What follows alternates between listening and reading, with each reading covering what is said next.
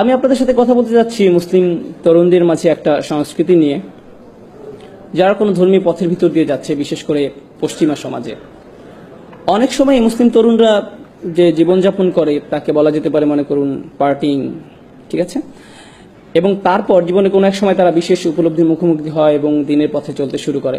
এমন প্রচুর ভাই বোন আছে যারা জীবনে কোনো এক সময় পরিবর্তিত হয় এবং তারপর ধীরে ধীরে তারা আরো ধার্মিক হয়ে ওঠে।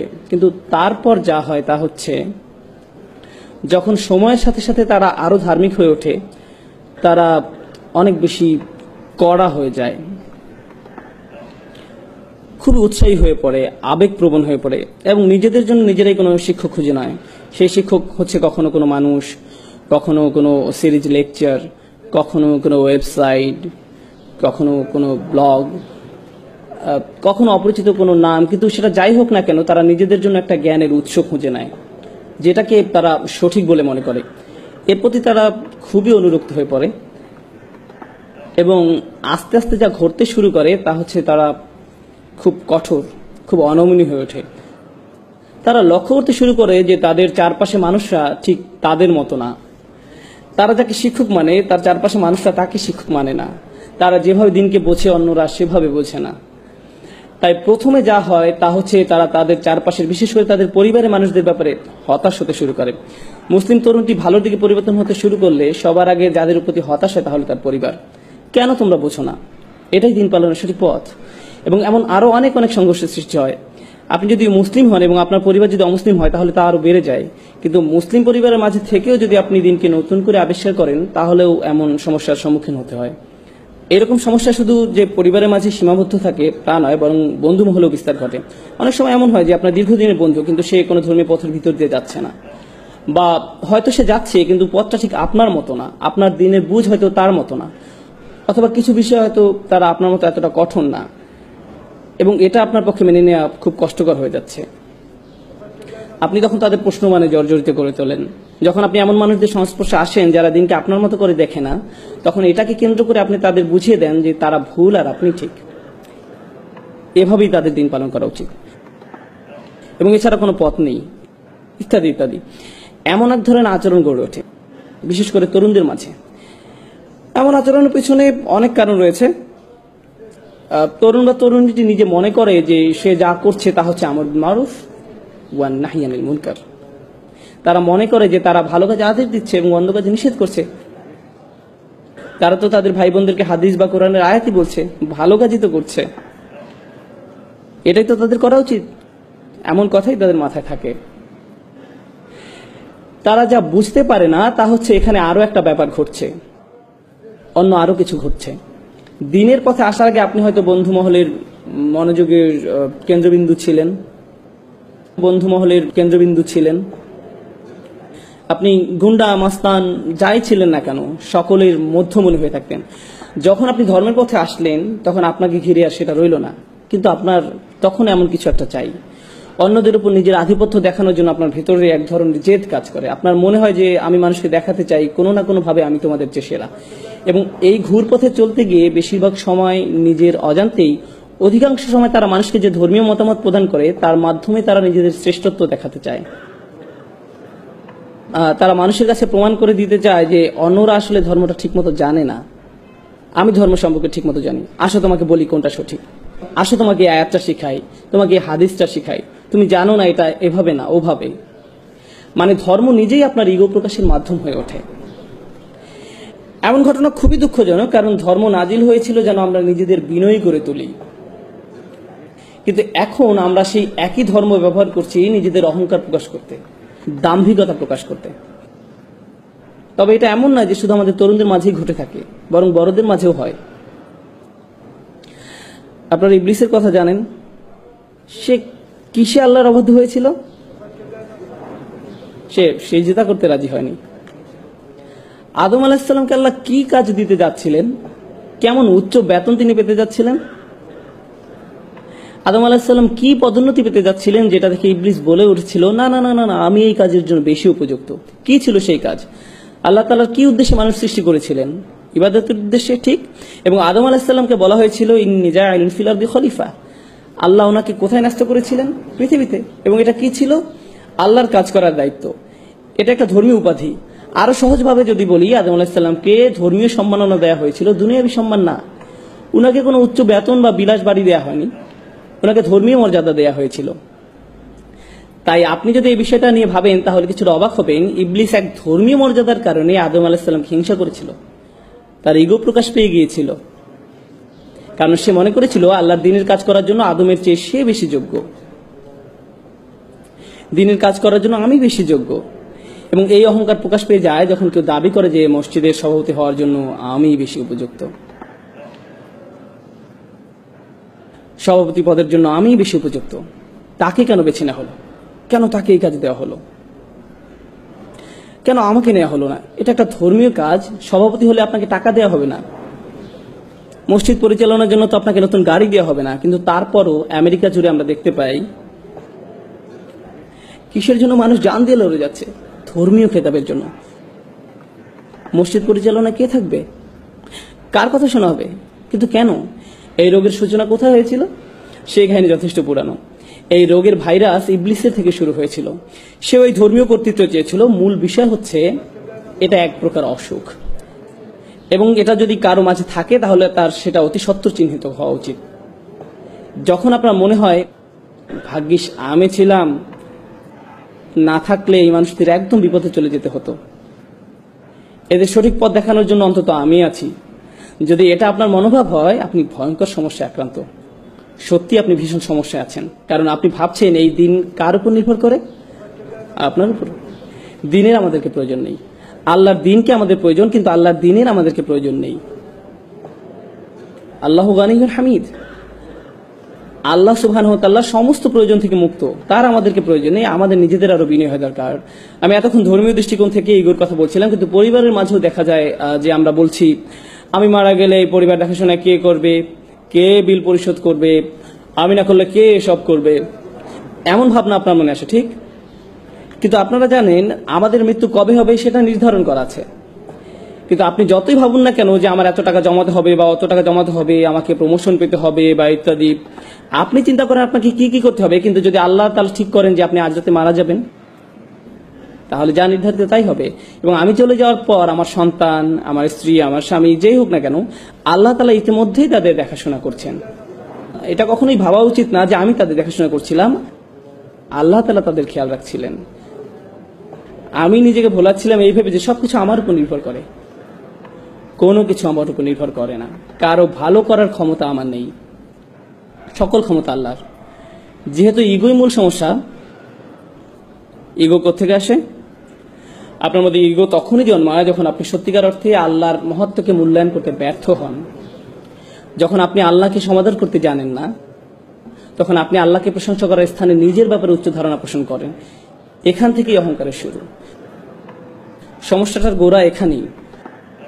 সুতরাং ইনশাআল্লাহ প্রথমে যে বিষয়টা আমি বলতে চাই তা হলো, সেসব মানুষ যারা ধর্মের লেবাস পরে থাকে, তারা দেখতে ধার্মিক, তাদের কথাবার্তা ধার্মিক, তাদের জ্ঞান আছে, আল্লাহ তাআলা যেন আমাদেরকে এইসব হতে রক্ষা করেন। এটা খুবই ভয়াবহ সমস্যা। এদেরকে যে মানুষটা দাড়ি নেই তার চেয়ে বেশি প্র্যাকটিসিং মনে হয়।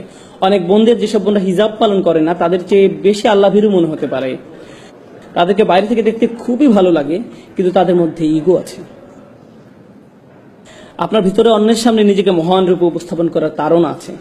আপনার মনে হয় যে আপনি বেশি ধার্মিক, আপনি বেশি যোগ্য, আপনি অন্যদের থেকে ভালো অবস্থানে আছেন। আর আপনি যদি মনের ভিতর আরেকজন মুসলিমকে ছোট করে দেখেন, তার অবস্থা যেমনই হোক না কেন, আপনি যদি এটা করেন, তাহলে আপনার হৃদয়ে যে জিনিসটা বাসা বেঁধেছে তা হলো কিবর, অহংকার। আর আমরা রাসূল সাল্লাল্লাহু আলাইহি ওয়াসাল্লামের উপদেশ থেকে জানতে পারি যে যাদের হৃদয়ে সরিষার দানা সমান, অর্থাৎ বলতে গেলে কিছুই না,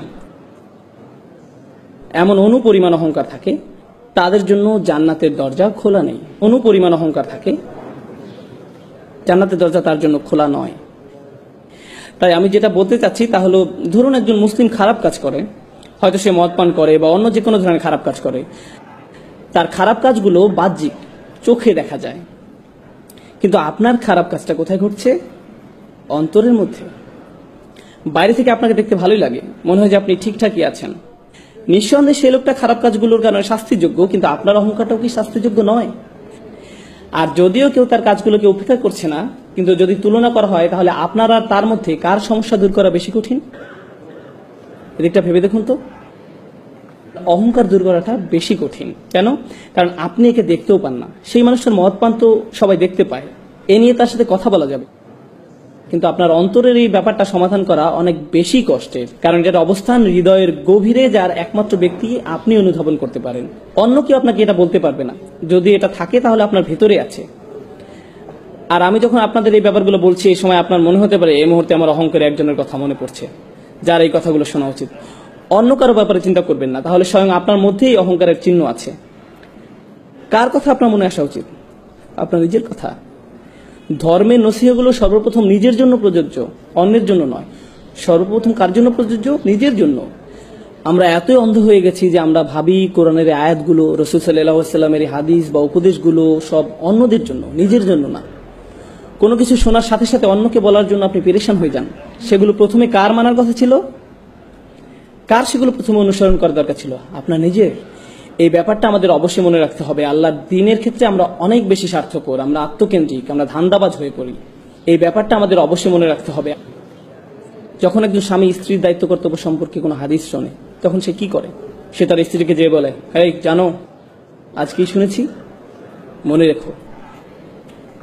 এমনকি পিতামাতাও তাদের সন্তানদের সাথে কোন একটা শোনায়, অবিল ওয়ালিদাইনি ইহসানা, তোমার পিতামাতার সাথে সৎ ব্যবহার করো। এটাকে আত্মসেবা হয়ে যায় না? আমরা কি এখানে নিজের সেবা করতে এসেছি নাকি আল্লাহর দ্বীন পালন করতে এসেছি? এটা পুরো দৃষ্টিভঙ্গি বদলে দেয়। এটা সম্পূর্ণ ভিন্ন দৃষ্টিভঙ্গি। তো এটি প্রথম সমস্যা যা আমি আপনাদের সামনে তুলে ধরতে চেয়েছিলাম। ইগো, যা কেবল আপনিই উপলব্ধি করতে পারেন, আর কেউ আপনার জন্য তা করতে পারবে না। যদি আপনার অন্তরের মধ্যে ইগো থাকে, তাহলে বাইরে থেকে যতই ভালো দেখাক না কেন, তার কি মূল্য থাকবে? কারণ আপনার হৃদয়টাই সুস্থ নেই। আর আল্লাহ বলেন, ইল্লামান আতাল্লাহু বিকলবিন সালিম, কিন্তু একমাত্র তারা ব্যতীত যারা সুস্থ অন্তর নিয়ে আল্লাহর কাছে আসবে। তাই আমাদের ভিতরের এই ইগোটাকে ঠিক করতে হবে। দ্বিতীয় পয়েন্টে যাওয়ার আগে আমি আপনাদের কিছু টিপস বলি কিভাবে বুঝবেন যে আপনার মধ্যে ইগো আছে। যদি কেউ আপনাকে কোনো বিষয় শুধরে দেয় আর আপনি খুবই অপমানিত বোধ করেন, আপনার যদি মনে হয় তুমি কিভাবে আমাকে এটা বলতে পারো, নিজেকে কি মনে করো, তার কি এমন যোগ্যতা আছে যে আমার ভুল ধরিয়ে দেয়, এটা যদি আপনার প্রথম প্রতিক্রিয়া হয়, তবে আপনার মধ্যে ইগো সমস্যা আছে। সেই লোকটা যদি ভুলও হয়ে থাকে, তার হয়তো সেটা বলা উচিত হয়নি, তারপরও আপনার প্রাথমিক প্রতিক্রিয়া এমন হবে না যে সে কে এটা আমাকে বলার, বরং আপনার প্রতিক্রিয়া হবে, হয়তো এই মন্তব্যের মধ্যে দিয়ে আল্লাহ আমার নিজের কোনো অনুচিত কাজের দিকে মনোযোগ দিতে বলছেন। আচ্ছা, এটা যদি 100% সত্য নয়, কিন্তু তার কথার মধ্যে সামান্য অংশ কি সত্য?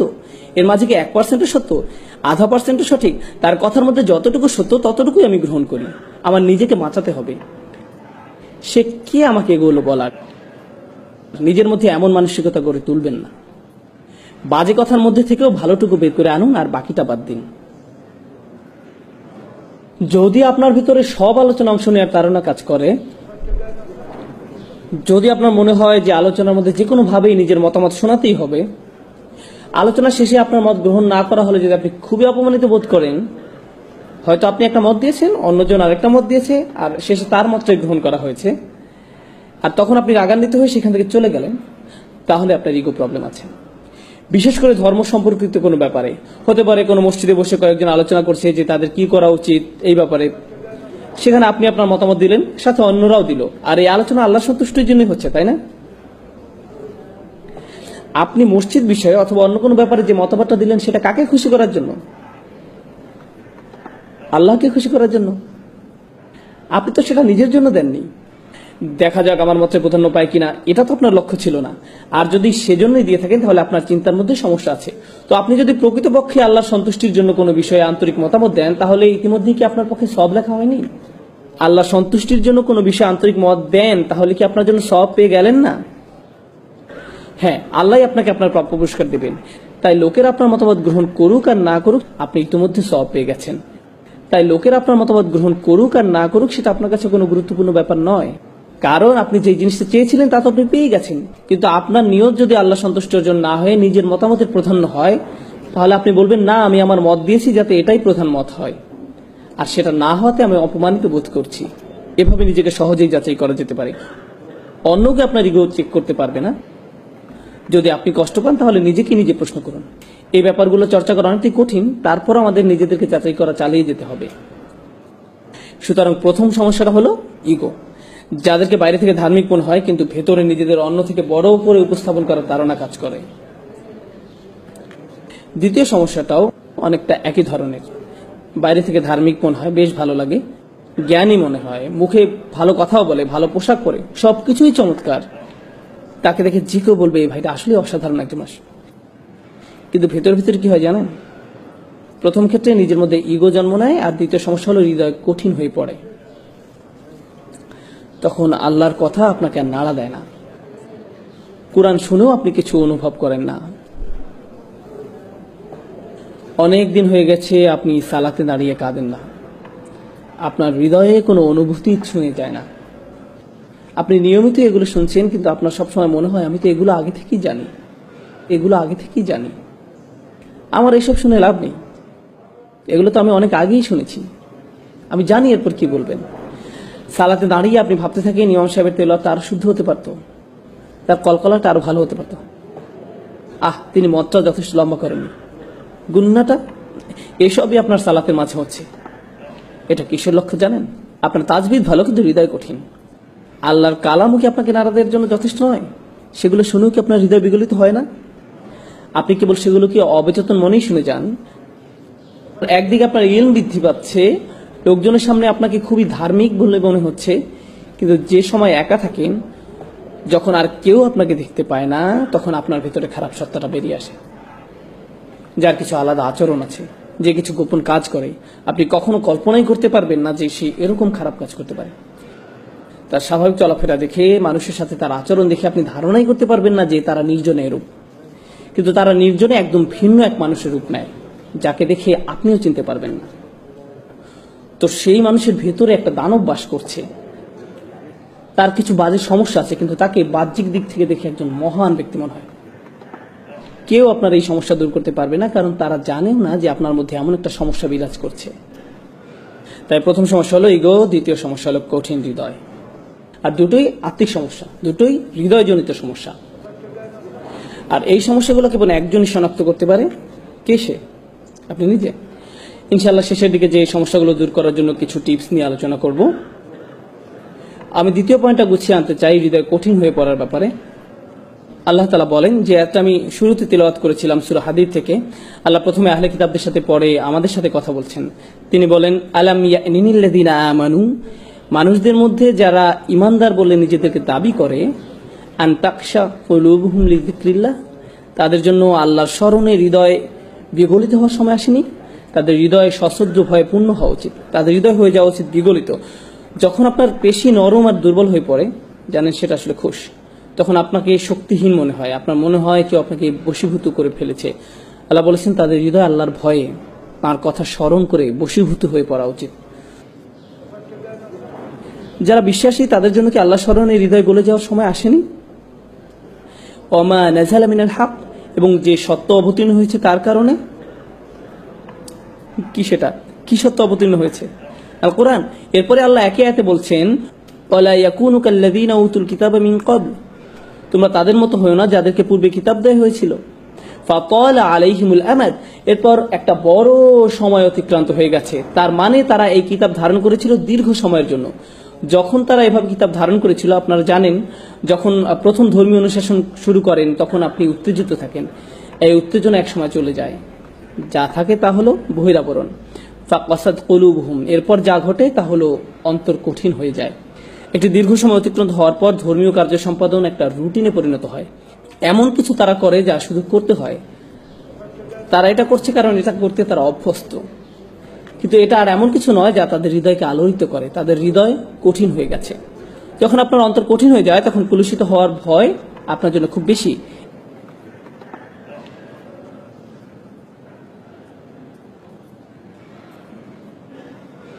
এজন্য আয়াতে বলা হয়েছে ওয়াকাসিরুম মিনহুম ফাসিকুন, তাদের অধিকাংশই পাপাচারী, তাদের বড় একটা সংখ্যা হলো খারাপ। আয়াতটি শেষ হয়েছে আহলে কিতাবদের দিয়ে, কিন্তু কি দিয়ে শুরু হয়েছিল? আলাম ইয়ানিল্লাযীনা আমানু, আলোচনাটি আসলে তাদের নিয়ে যারা বিশ্বাস স্থাপন করেছে আর কিভাবে তাদের অন্তর কঠিন হয়ে গেছে। আর এটা যদি আপনার ভিতরে অনুভব করতে পারেন, কেউ আপনাকে বলে দিতে পারবে না, এটা কেউ আপনাকে বলে দিতে পারবে না। আমি আবার বলছি, আপনার জন্য এটা অনুমান করতে পারবে না। একমাত্র যে এটা ধরতে পারবে সে ব্যক্তি হলো আপনি নিজে, অন্য কেউ নয়। আপনি আল্লাহর সামনে কতটুকু বিনয়ী, আপনি অন্যদের সামনে কতটুকু বিনয়ী, এই বিষয়টা আপনাকে বলে দিতে পারবো না, আমি আপনাকে বলে দিতে পারবো না, একমাত্র আপনিই বলতে পারবেন।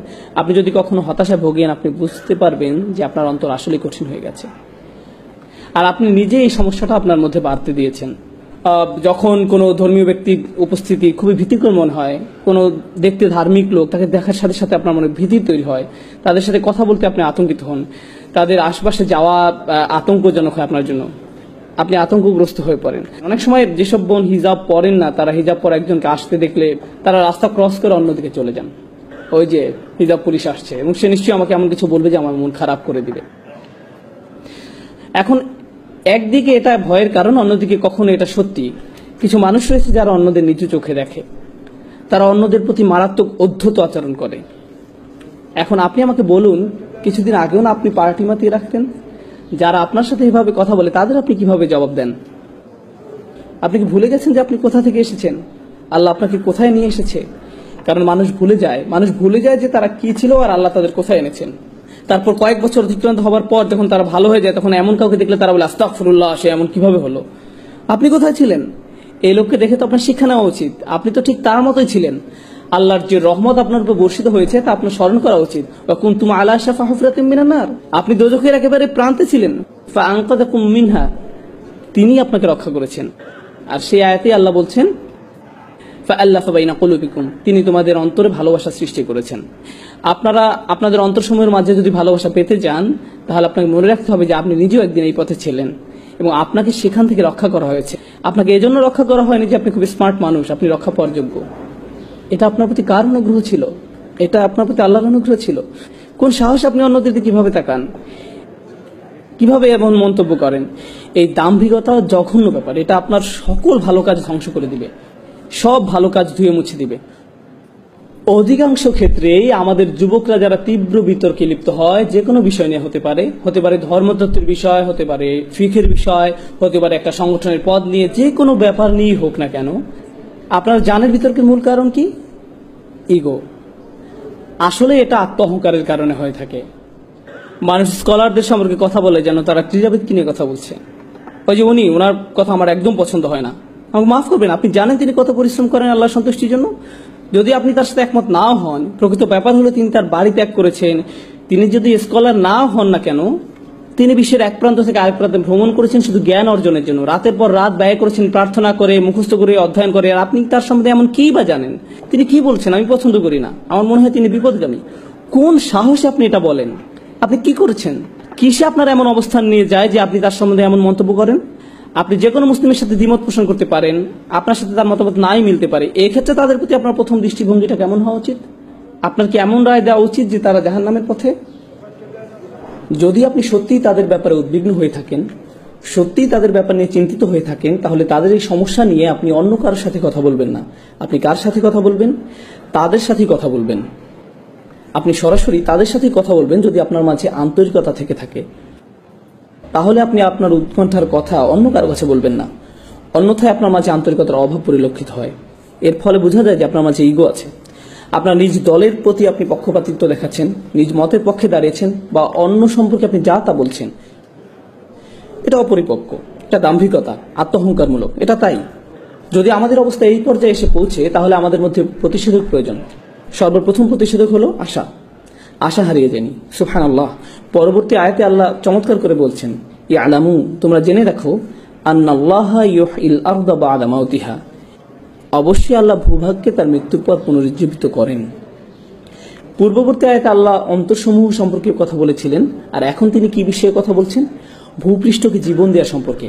আল্লাহ আপনাদের বলছেন যে যেভাবে আল্লাহ পৃথিবী পৃষ্ঠকে জীবন দান করতে পারেন মৃত্যুর পরে, ঠিক সেভাবে আল্লাহ আপনার অন্তরকেও জীবন দান করতে পারেন।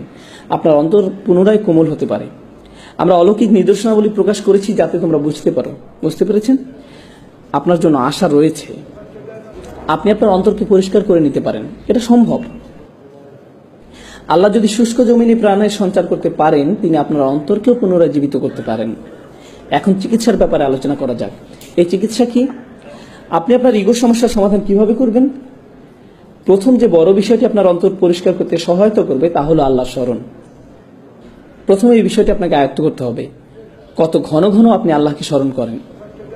আল্লাহকে স্মরণ করা মানে শুধু এইসব কথা বলা নয় যে সুবহানাল্লাহ, আলহামদুলিল্লাহ, আল্লাহু আকবার, লা ইলাহা ইল্লাল্লাহ, এগুলো উচ্চারণ করাই নয়। নিশ্চয়ই এগুলো খুবই গুরুত্বপূর্ণ জিকির, যা আমরা রাসূল সাল্লাল্লাহু আলাইহি ওয়াসাল্লামের সুন্নাহ থেকে জানতে পারি। কিন্তু এই জিকিরগুলো যদি চিন্তাহীন হয়, আপনি যদি এগুলোর অর্থ বা মহত্ব না বুঝেন, এগুলো নিয়ে চিন্তা ভাবনা না করেন, তাহলে এটা জিকির নয়। এতে শুধুমাত্র মুখস্থটা আরেকবার রিভিশন দেওয়া হয়। আলহামদুলিল্লাহ অর্থ হলো সকল কৃতিত্ব, সুনাম, প্রশংসা আল্লাহর জন্য। আল্লাহকে সবকিছুর জন্য প্রশংসা করতে হবে এবং ধন্যবাদ দিতে হবে। ধরুন কখন আপনার একটা খারাপ দিন গেল, আপনি কি বলবেন? আলহামদুলিল্লাহ। আমি শুধু আল্লাহকে ধন্যবাদ দিই না, তার প্রশংসাও করি। যাই এখন ঘটছে তা অবশ্যই ভালো, এবং এটা এত ভালো যে আমি এর জন্য তার কৃতজ্ঞতা প্রকাশ করি। আর আমি শুধু তার কৃতজ্ঞতা প্রকাশ করি না, আমি তার প্রশংসাও করি। কি দারুণ কাজ তিনি করেছেন। আপনি সমস্যায় পড়া সত্ত্বেও বলেন আলহামদুলিল্লাহ। যখন আপনি এর অর্থ বুঝে বলবেন, তখন এটা অন্য কিছু। এখন আপনি আসলেই আল্লাহকে স্মরণ করছেন। আল্লাহর এই প্রশংসা, আল্লাহকে কৃতিত্ব দিয়ে আপনাকে আপনার নিজ সম্পর্কে শিক্ষা দেয়। কি শিক্ষা দেয়? যখনই কোনো ভালো কাজ আপনি মনে করেন যে আপনি করেছেন, আপনার কি করা উচিত? আলহামদুলিল্লাহ বলা উচিত। আপনি আসলে কাকে এই কাজের কৃতিত্ব দিচ্ছেন? আল্লাহকে। আপনি কোনো বক্তব্য দেওয়ার পর হয়তো কেউ এসে আপনাকে বলল, ভাই দারুণ বক্তব্য দিলেন, আপনি হেসে বললেন আলহামদুলিল্লাহ, আমি জানি ভালো হয়েছে।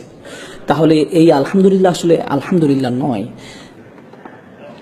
এভাবে বলার মাধ্যমে আপনি আপনার নিজের প্রশংসাই করলেন। প্রশংসা পেলে কিভাবে অস্বস্তিতে পড়তে হয় আপনাকে তা শিখতে হবে। প্রশংসা আপনার মাঝে যেন বিনয় নিয়ে আসে। আল্লাহকে কৃতিত্ব দেওয়ার ক্ষেত্রে আপনাকে দ্রুত হতে হবে এবং একই সাথে নিজেকে বিনম্র করতে হবে। ভাই আপনি জানেন না, আপনার এভাবে বলা ঠিক নয়। আমি আসলে কিরকম তা আমি জানি না, আল্লাহ জানেন, শুধুই আল্লাহ জানেন। আপনার প্রশংসা আমার দরকার নেই, আমার দরকার আপনার দোয়া। আমি চাই না আপনি প্রশংসা করুন। পুরো আমি খুবই ভালো এটা আপনি আমাকে বলার দরকার নেই, না আমি আপনার কাছ থেকে এটা শুনতেও চাই না। এটা আসলে আমাকে সাহায্য করে না, এটা আমার ক্ষতি করে। কারণ কেউ যখন আমার প্রশংসা করে, তখন এটা আমার মাঝে কি জাগিয়ে তোলে? আমার ইগো। আর এটা মানুষের জীবনের সবচেয়ে ভয়ঙ্কর সমস্যা। তাই কেউ অন্য কারো প্রশংসা করার মাধ্যমে তার উপকার করছে না। আর নম্রতা সম্পর্কে শেষ যে বিষয়টি আমি আপনাদের সাথে শেয়ার করতে চাই, সেটা হলো যখন কেউ আপনাকে বাজে কথা বলে বা আপনাকে অপমান করে, এটা আসলে আপনাকে বিনয়ী করতে সাহায্য করে। তারা হয়তো আপনার প্রতি একটা অনুগ্রহ করলো, তারা মনে করতে পারে যে তারা আপনাকে ছোট করতে পেরেছে, কিন্তু এটা হয়তো আল্লাহর তরফ থেকে আপনার জন্য একটা মেসেজ বা একটা উপহার।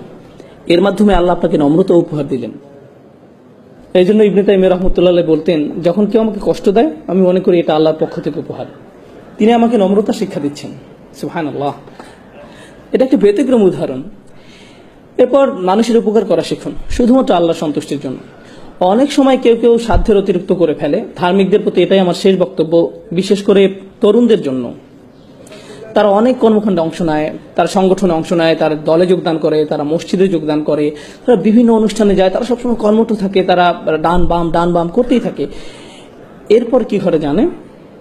তারা ইচ্ছা শক্তি হারিয়ে ফেলে, তারা পুরোপুরি ক্লান্ত হয়ে যায়। যখন তারা পুরোপুরি ক্লান্ত হয়ে যায়, এরপর তারা কখনোই আগের অবস্থায় ফিরে আসতে পারে না। ভারসাম্য রাখুন, ধীরে ধীরে অগ্রসর হন। আপনাকে সপ্তাহের এক ছুটিতেই সব করে ফেলতে হবে না, অথবা গ্রীষ্মের ছুটিতেই সব করতে হবে এমন নয়, বরং ধীরে ধীরে অগ্রসর হন। ইনশাআল্লাহ আপনি গতি ধরে রাখতে পারবেন। এবং যখন আপনি শুধু আল্লাহর জন্যই কোনো কিছু করবেন এবং আপনি হতাশ হয়ে যান না, কোনো ফলাফল হচ্ছে না, এই জন্য উদাহরণ হিসাবে এই অনুষ্ঠানের কথা বলা যাক। আমাকে দাওয়াত দেওয়া হয়েছিল, আমি বলেছিলাম ঠিক আছে আমি রবিবার আসবো। শনিবার রাতে কেন নয়? কারণ তখন এখানে কেউ থাকবে না। জানেন আমার প্রথম মতামত কি ছিল? তো কি হয়েছে? আমি আপনাদের জন্য এখানে আসছি না। আমি কেন আসছি? আর বড় কোনো কারণ আছে। আপনারা আমাকে কিছু দিচ্ছেন না, কে দিচ্ছেন? আল্লাহ। ঠিক তাই এখানে একজন থাকুক, 100 জন থাকুক, আর কেউ না থাকুক, আমি কি আমার বিনিময়ে পাবো? যদি আমার নিয়ত ঠিক থাকে, আমি পেয়েছি। যদি আমার নিয়ত ঠিক থেকে থাকে। আপনি কেন এখানে এসেছেন? কারণ আপনার বন্ধু আপনাকে আসতে বলেছে, কারণ আপনাকে আসতে জোর করা হয়েছে, কারণ আপনার গাড়ি এখনো ছাড়ছে না, তাই আপনি এখানে আটকে গেছেন, এই জন্য? তাহলে আপনি কিছু অর্জন করতে পারলেন না। কিন্তু আপনার যদি এখানে আসার কারণ থাকে এরকম যে আজ রাতে আমি আল্লাহকে স্মরণ করব, আমি আল্লাহর আরো নিকটবর্তী হব। এমনকি যখন কিছু হচ্ছে না, আপনি সেটার অপেক্ষায় আছেন, এই অপেক্ষার সময়টাও আপনার পক্ষে পুণ্য লেখা হচ্ছে। দৃষ্টিভঙ্গির পরিবর্তন করুন, নিয়তের পরিবর্তন করুন, ঠিক আছে? এটা আপনার জীবন ভর অনেক সাহায্য করবে। কারণ আপনি যখন কিছু করেন, যেমন প্রচারপত্র বিলি করছেন, মানুষকে প্রোগ্রামের দাওয়াত দিচ্ছেন, কিন্তু কেউ উপস্থিত হলো না, তখন আপনি মনে মনে বললেন কেউ কিছু শুনতে চায় না, কিন্তু আপনি হতাশ হয়ে পড়বেন না। কারণ আপনি প্রচারপত্র বিলি করেছিলেন কি জন্য? কেন আপনি দাওয়াত দিয়েছিলেন? কোথায়, কার কাছে আপনার প্রত্যাশা? আপনার কাজ চেষ্টা করা, ফলাফল তার কাছে। আপনি এই ফলাফলের দায়িত্ব নন। আপনি যখন এটাকে আন্তরিকভাবে মেনে নিতে পারবেন, তখন জীবন অনেক সহজ হয়ে যাবে এবং আপনি নিজের প্রতি অনেক সন্তুষ্ট থাকবেন। আপনি হতাশ হয়ে পড়বেন না, কারণ সেখানে মাত্র অল্প কিছু মানুষ, তাদের সংখ্যা আরো বেশি হতে পারতো। হ্যাঁ, সেখানে আরো মানুষ থাকতে পারতো, কিন্তু সেটি আল্লাহর হাতে। আমি কি আমার দায়িত্বটুকু পালন করেছি? আমি কি যথেষ্ট চেষ্টা করেছি? নিজেকে শুধু এটাই জিজ্ঞাসা করার আছে, এবং আমার চেষ্টা কি সত্যি আল্লাহর জন্য ছিল কিনা, নিজেকে শুধু এই প্রশ্নটি করার আছে। আমি এসব আলোচনা আনছি কারণ নিয়তে এমন কিছু নয় যে আপনি জীবনে একবার মাত্র করেন। জীবনে একবার আপনি ইচ্ছা পোষণ করেছিলেন যে আপনি আল্লাহর রাস্তায় কাজ করবেন এবং একজন ভালো মুসলিম হবেন। আপনি সেই ইচ্ছা পোষণ করেছিলেন, কিন্তু সেই ইচ্ছাতে মরিচা পড়তে পারে। ফলে আপনাকে বারবার নিয়ত ঠিক করতে হবে, এবং আপনি জানেন, সবাই ভাবছে আপনার ইচ্ছা অনেক শক্তিশালী, কারণ তারা শুধু আপনার বাইরেরটা দেখছে। তারা কি দেখে না? ভেতরেরটা। এবং যেহেতু তারা শুধু বাইরেরটা দেখে, তারা আপনাকে বলবেন আপনি খুবই ভালো একজন মানুষ, এবং আপনি তাদের বিশ্বাসও করা শুরু করবেন, যার ফলে আপনার সমস্যা থেকে আপনার জন্য আরো ভয়াবহ করে তুলছেন। প্রথম প্রতিকার হচ্ছে আল্লাহকে স্মরণ করা। দ্বিতীয় প্রতিকার হচ্ছে উত্তম সঙ্গী খোঁজা, এমন সহচর খোঁজা যারা আপনার চেয়ে উত্তম। তৃতীয় প্রতিকার হচ্ছে গুরুত্বপূর্ণ প্রতিকার, নিজের মুখ বন্ধ রাখতে শেখা। যদি আপনি খুব খারাপ কিছু দেখেন, তাহলে একজন মুসলিমকে উপদেশ দেওয়ার নমনীয় পন্থা খুঁজে বের করুন। এভাবে ভাবুন, আমি তাদের যে কথাগুলো বলতে যাচ্ছি, সেগুলো কি তাদের ধর্মের প্রতি আরো বিমুখ করে দিবে? অথবা আমার সৌহার্দ্যপূর্ণ নমনীয় পন্থা খুঁজে বের করা উচিত, যা তাদেরকে ধীরে ধীরে ইসলামের মূল বিষয়ের সাথে আপোষ না করে দিনের পথে নিয়ে আসবে। হয়তো তাদের বন্ধুদের পরিবর্তনের মাধ্যমে, দৃশ্যপটের পরিবর্তনের মাধ্যমে, যদি তারা সামান্য একটু উপদেশ শুনতে পায়। আপনি প্রথমেই তাদের আচরণ পরিবর্তন করতে চান না, আপনি প্রথমে কি পরিবর্তন করতে চান? তাদের অন্তর। যখন তাদের অন্তর পরিবর্তন হবে, তখন ব্যবহার আপনি পরিবর্তিত হবে। বেশিরভাগ সময় আমরা মানুষের কিসের পিছে ছুটি? আমরা তাদের ব্যবহারের পিছনে ছুটি। আপনি মানুষের ব্যবহার পরিবর্তন করতে পারবেন না, আপনি তাদের শুধু স্মরণ করে দিতে পারবেন এবং আশা করতে পারেন আল্লাহ তাদের অন্তরকে পরিবর্তন করে দিন। আপনার দায়িত্ব স্মরণ করে দেওয়া। আল্লাহ রসুল মানুষদেরকে আল্লাহর সাথে শিরক করতে দেখেছেন, কুফরি করতে দেখেছেন, এবং আল্লাহ বছরের পর বছর তাকে বলেছেন ফাযাক্কির ইন নাফাআতিদ যিকরা, স্মরণ করিয়ে দাও, স্মরণে উপকারিতা আছে। মহানবী সাল্লাল্লাহু আলাইহি সাল্লাম এই একই ধরনের খুব খারাপ মানুষদের কাছে 10 বছর দাওয়াত দিয়েছেন, এবং আল্লাহ বলে গেছেন স্মরণ করিয়ে দাও, এতে কাজ হবে, স্মরণ করিয়ে দাও, এতে উপকার আছে। আপনি কাউকে স্মরণ করে দিলেন, এতে কোনো ফল পাওয়া যায় না। যখন আপনি বলেন আমি তাকে স্মরণ করে দিয়েছিলাম, সে পাত্তাই দেয়নি, তাকে স্মরণ করে দেওয়ার মাঝে কোনো উপকার নেই। নবী সাল্লাল্লাহু আলাইহি সাল্লামের জীবনে দেখুন, তিনি কি পরিমাণ স্মরণ করে দিতেন, এবং আল্লাহ বলে যেতেন আপনি হয়তো উপকারিতা দেখতে পাচ্ছেন না, কিন্তু সেখানে উপকারিতা আছে। হ্যাঁ, উপকারিতা আছে। এবং আন্তরিকভাবে মনে করিয়ে দেয়া থেকে উপকারিতা প্রথম কে পাবে? সেই ব্যক্তি যে স্মরণ করিয়ে দেয়। কে প্রথম উপকৃত হচ্ছে? আপনি, কারণ আপনি স্বীকার করে নিয়েছেন যে শব্দগুলো আপনার মুখ থেকে বের হচ্ছে, কিন্তু প্রভাব কোথা থেকে আসবে? আল্লাহ তাআলার পক্ষ থেকে। এবং যদি আপনার কথায় কাজ না হয়, তাহলে হয়তো কার মাঝে কিছু সমস্যা আছে, আপনার মাঝে। আপনার প্রথম প্রতিক্রিয়া এমন হওয়া উচিত নয় যে তার মাঝে কিছু সমস্যা আছে, সে আমার কথা শোনে না। এটি প্রথম প্রতিক্রিয়া হওয়া উচিত নয়। আপনি জানেন, নবী সাল্লাল্লাহু আলাইহি সাল্লাম যখন মানুষকে উপদেশ দিতেন, দাওয়াত দিতেন, এবং তারা ওনার কথা শুনতো না, তখন ওনার মনে চিন্তা উকি দিত, হয়তো আমি আমার দায়িত্ব ঠিকভাবে পালন করতে পারছি না, হয়তো আমি এই কথাগুলো আরো ভালোভাবে বলতে পারতাম। এবং তখন আল্লাহ তাআলা তাকে মনে করে দিতেন, না না না, আপনি আপনার দায়িত্ব ঠিকভাবে পালন করেছেন, আপনার যা করার কথা আপনি তাই করেছেন, আপনি শুধু সতর্ক করে যান, ফলাফল নিয়ে দুশ্চিন্তা করবেন না, আপনার যা করার কথা শুধু তা করে যান। এই লাইনগুলোর সাথে শেষ যে আয়াতটি আমার মাথায় এসেছে, আমার এটি আপনাদের সাথে শেয়ার করা উচিত, কারণ এটি এই ইস্যুর জন্য গুরুত্বপূর্ণ। ইনশাআল্লাহ দুটি আয়াত, একটি সূরা নম্বর 42, এবং আরেকটি আয়াত যেখানে নবী সাল্লাল্লাহু আলাইহি সাল্লামকে উপদেশ দেওয়া হয়েছিল, সূরা আলে ইমরান। তার মানে দুটি আয়াত, সূরা শুরা। ওয়ামা তাফাররাকু ইল্লা মিন বাদি মা জাআহুমুল ইলম বাগয়াম বাইনাহুম। তাদের কাছে জ্ঞান আসার পরই তারা পারস্পরিক বিভেদের কারণে মতভেদ করেছে। যতক্ষণ তাদের কাছে জ্ঞান আসেনি, ততক্ষণ তারা নিজেদের মাঝে মতভেদ করেনি। তার মানে কারা এখন মতপার্থক্য করছে? জ্ঞানী মানুষেরা। কিসে জ্ঞানী? বিজ্ঞান, পদার্থবিজ্ঞান, রসায়ন, জীববিজ্ঞান, কিসে তারা জ্ঞানী? ধর্মীয় জ্ঞানী, আসমানি কিতাবে জ্ঞানী, সুন্নতে জ্ঞানী। জ্ঞানী হওয়ার পর তারা কি করছে?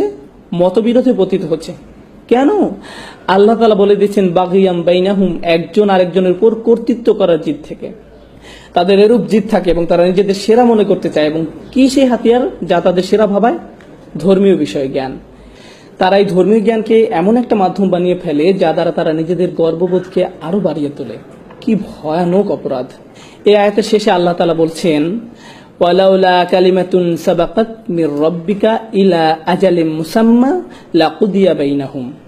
যদি আপনার পালনকর্তার পক্ষ থেকে নির্দিষ্ট সময় পর্যন্ত অবকাশের সিদ্ধান্ত না থাকতো তবে তাদের ফয়সালা হয়ে যেত, তাদেরকে শাস্তি দেয়া হতো, তাদেরকে তখনই শাস্তি প্রদান করা হতো।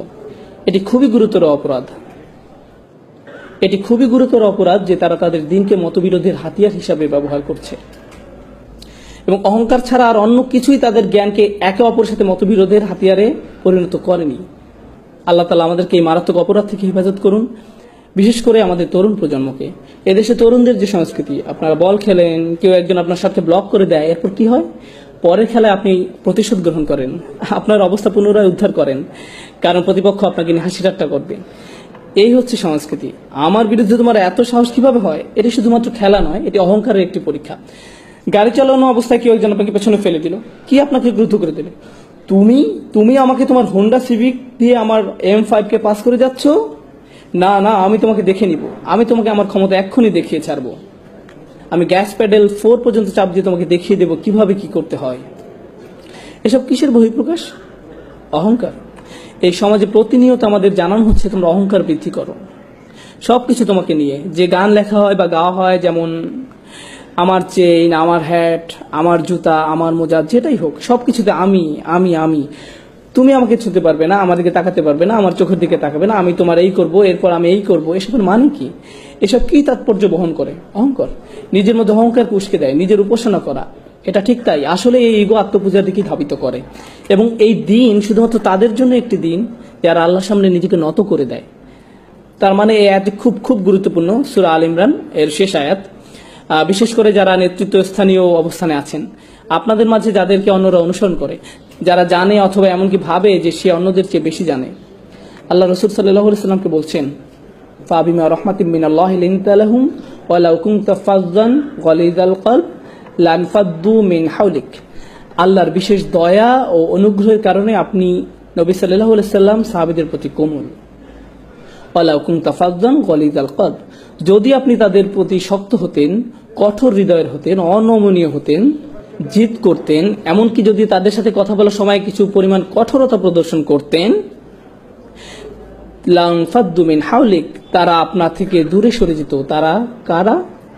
সাহাবারা আপনার থেকে দূরে পালিয়ে যেত। আপনি কে? রাসূল সাল্লাল্লাহু আলাইহি ওয়াসাল্লাম। চিন্তা করতে পারেন, সাহাবারা রাসূল সাল্লাল্লাহু আলাইহি ওয়াসাল্লাম থেকে দূরে পালিয়ে যেত।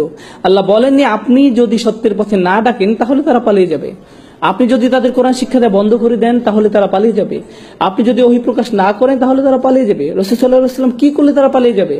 তিনি এখনো কোরআন শিক্ষা দিচ্ছেন, এখনো সত্যের সন্ধান দিচ্ছেন, সবকিছুই ঠিক আছে। শুধুমাত্র কি পরিবর্তনের কথা এই আয়াতে বলা হয়েছে? যা তাদেরকে দূরে সরিয়ে দিবে।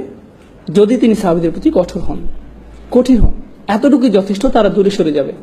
সুবহানাল্লাহ, কি দারুণ শিক্ষা আল্লাহ দিচ্ছেন। আল্লাহ কি দারুণ শিক্ষা রাসূল সাল্লাল্লাহু আলাইহি ওয়াসাল্লামকে দিচ্ছেন। সর্বোৎকৃষ্ট নেতার প্রতি যদি এই শিক্ষা হয়, তাহলে কি আপনার মনে হয় না যে এটি আমাদের জন্য বেশি প্রযোজ্য? এটি অবশ্যই প্রযোজ্য। যদি আপনি কোনো নেতৃস্থানীয় অবস্থানে থাকেন, যদি আপনাদেরকে হাত ওঠাতে বলি, হাত ওঠানোর দরকার নেই, কথার কথা। আমি যদি হাত দেখাতে বলতাম আপনারা কয়জন নেতৃস্থানীয় আছেন আপনি জানেন? আপনাদের প্রত্যেকের হাত ওঠানো উচিত। আপনারা প্রত্যেকেই নেতৃস্থানীয় লোক।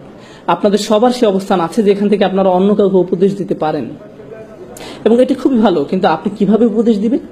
বিশেষ করে যদি তারা মুসলিম হয়, তাদেরকে ধর্ম থেকে আরো দূরে সরিয়ে নিয়ে যাওয়ার পরিবর্তে আরো ধৈর্যশীল হন। আমি বলছি না কাউকে ভুল কিছু করতে দেখলে তা মেনে নিবেন। যদি হারাম কিছু করতে দেখেন তাহলে বলবেন দেখুন আমি জানি এটি হারাম, আমি আসলে আপনার জন্য উদ্বিগ্ন। এটি বিভিন্নভাবে বলা যায়। এই কাজটি করাতে দোজখে যাবে তুমি জানো, এটা একভাবে বলা। নিজের কাজের জন্য তোমার লজ্জিত হওয়া উচিত, এটা বলার একটা ধরন। ভাই আমি সত্যি তোমার জন্য উদ্বিগ্ন, সিরিয়াসলি তুমি জানো ওটা খারাপ, আর আমি তোমাকে ভালোবাসি। তুমি কেন এটা করছো? তোমার কোনো সাহায্য লাগবে? আসলে কেন বন্ধ করছো না? এটা বন্ধ করো, আসো এটা নিয়ে আলোচনা করি। আন্তরিকতার সাথে, আন্তরিকতা এটা দেখানো যায় না, তবে প্রকাশ করা যায়। এতে প্রকাশ পায় আপনি আন্তরিক নাকি শুধু ওদের প্রতি আপনার মন্তব্য প্রকাশ করতে চান বা তাদের ছোট করতে চান। এখানে পার্থক্য আছে। আপনি মানুষের সাথে কিভাবে বলেন তার মধ্যে পার্থক্য আছে। আদিল্লাতিন আলাল মুমিনিন, তারা মুসলমানদের প্রতি বিনম্র আচরণ করে। কোরআনে এভাবে বলা আছে, কিন্তু আপনি কিভাবে জানবেন আপনি আন্তরিক কিনা? এই আয়াতে এটা বলা আছে। এরপরে আমরা শেষ করব। ফাআফু আনহুম ওয়াস্তাগফির লাহুম ওয়াশাওিরহুম ফিল আমর, কাজেই আপনি তাদের ক্ষমা করে দিন, তাদের জন্য মাগফিরাত কামনা করুন এবং কাজে কর্মে তাদের সাথে পরামর্শ করুন। তাদের ভুলের পর আপনি তাদের প্রতি সহনশীল যদি তারা ভুল করে ফেলে। প্রথম কাজ, তাদের মমতার সাথে ক্ষমা করে দিন, ফাআফু আনহুম। এরপর আল্লাহ সুবহানাহু ওয়া তাআলার কাছে ক্ষমা প্রার্থনা করুন। আল্লাহর কাছে ক্ষমা প্রার্থনা মানে এই নয়, ধরুন কোনো ভাই কিছু করলো আর আপনি বললেন, এই যাই হোক আল্লাহ তাআলা তোমাকে ক্ষমা করে দিক, এটা ফাস্তাগফির লাহুম নয়। আপনি কখন তাদের জন্য আল্লাহর কাছে ক্ষমা চাইবেন? যখন আপনি নিজের জন্য আল্লাহর কাছে ক্ষমা চাইছেন, নির্জনে। নির্জনে প্রার্থনার মানে কি? আন্তরিকতা, ওটা আন্তরিক, অকৃত্রিম। সবার সামনে যদি বলেন, ভাই তুমি অনেক ভুলের মধ্যে আছো, আল্লাহ তাআলা তোমাকে ক্ষমা করুন, আমি তোমার জন্য দোয়া করব, আয়াতে এটা বলা হয়নি। ওটা আসলে কিসের প্রকাশ? দম্ভ, অহংকার। তাদের জন্য আন্তরিকভাবে নির্জনে দোয়া করুন, ফাস্তাগফির লাহুম। আর ওরা যাতে বোঝে যে আপনি ওদেরকে ভদ্র মানুষ মনে করেন, ওয়াশাওিরহুম ফিল আমর, তাদের সাথে পরামর্শ করুন, তাদের মতামত গ্রহণ করুন, তাদের মতামত জানতে চান, তাদেরকে ভদ্র মানুষ হিসাবে গণ্য করুন। রাসূল সাল্লাল্লাহু আলাইহি ওয়াসাল্লামের কারোর সাথে পরামর্শ করার প্রয়োজন ছিল না। ওনার কাছে যা নাজিল হতো ওহী, সে অনুযায়ী উনি সিদ্ধান্ত দিতে পারতেন। কিন্তু আল্লাহ সুবহানাহু ওয়া তাআলা ওনাকে সিদ্ধান্ত গ্রহণে অন্যদের সাথে পরামর্শ করার আদেশ দিয়েছেন। কেন? যাতে তারা অনুভব করে কি সংযুক্ত, সম্মানিত। এটা একজন নেতার চারিত্রিক বৈশিষ্ট্য হওয়া উচিত। উনি তার অধীনে যারা ছিল তাদেরকে বুঝতে দিয়েছেন যে তারাও সম্মানিত। ওয়াশাওিরহুম ফিল আমর, এবং কাজে কর্মে তাদের সাথে পরামর্শ করুন। ফাইযা আযামতা ফাতাওয়াক্কাল আলাল্লাহ, যখন আপনি কোনো সিদ্ধান্ত নেন আল্লাহ তাআলার উপর বিশ্বাস রাখুন, কারণ আপনার সিদ্ধান্তই সাফল্যের চাবিকাঠি নয়। সব সাফল্যের মূলে আছেন আল্লাহ সুবহানাহু ওয়া তাআলা। ইন্নাল্লাহা ইউহিব্বুল মুতাওয়াক্কিলিন, আল্লাহ তার উপর নির্ভরকারীদের ভালোবাসেন। আল্লাহ আমাদেরকে আমাদের চেয়েও ভালো মানুষদের সঙ্গ দান করুন, যেন আমরা আমাদের অহংবোধ নিয়ন্ত্রণ করতে পারি। আল্লাহ সুবহানাহু ওয়া তাআলা আমাদের এই তৌফিক দিন যেন আমরা আমাদের আশেপাশে মানুষদের সদুপদেশ দিতে পারি। যারা বলে লা ইলাহা ইল্লাল্লাহ, যারা আমাদের সাথে এই চমৎকার কালেমায় বিশ্বাস করে, তারা আমাদের রক্তের সম্পর্কের আত্মীয়ের থেকেও অনেক বেশি ভালোবাসার দাবি রাখেন। লা ইলাহা ইল্লাল্লাহ আমাদের রক্তের বন্ধন থেকেও বেশি কাছের করে দেয়। আমরা যেন সব মুসলিমদের সাথে সেই রকমের ভালোবাসা এবং সহমর্মিতা অনুভব করতে পারি, আন্তরিকতা তাদের প্রতি প্রকাশ করতে পারি। আল্লাহ আমাদেরকে সেই তৌফিক দান করুন, আমিন। ভালো উপদেশ যাদের প্রয়োজন তাদের অন্তরে যেন তা প্রবেশ করতে পারে, আল্লাহ সেই তৌফিক দান করুন। আল্লাহ সুবহানাহু ওয়া তাআলা আমাদের উপদেশ গ্রহণ করার ক্ষমতা দিন, আমরা যেন এর সবটুকু ভালো গ্রহণ করতে সমর্থ হই এবং উপদেশ যেন আমাদের অহংবোধ বাড়িয়ে তোলার কোনো মাধ্যম না হয়ে ওঠে। আল্লাহ আমাদেরকে তার সামনে বিনম্র রাখুন, আমাদের অতীত ভুলগুলো ক্ষমা করে দিন, আমরা যেন প্রতিনিয়ত আমাদের অন্তঃকরণকে পরিশুদ্ধ করি। আল্লাহ আমাদেরকে সেই তৌফিক দান করুন, আমিন।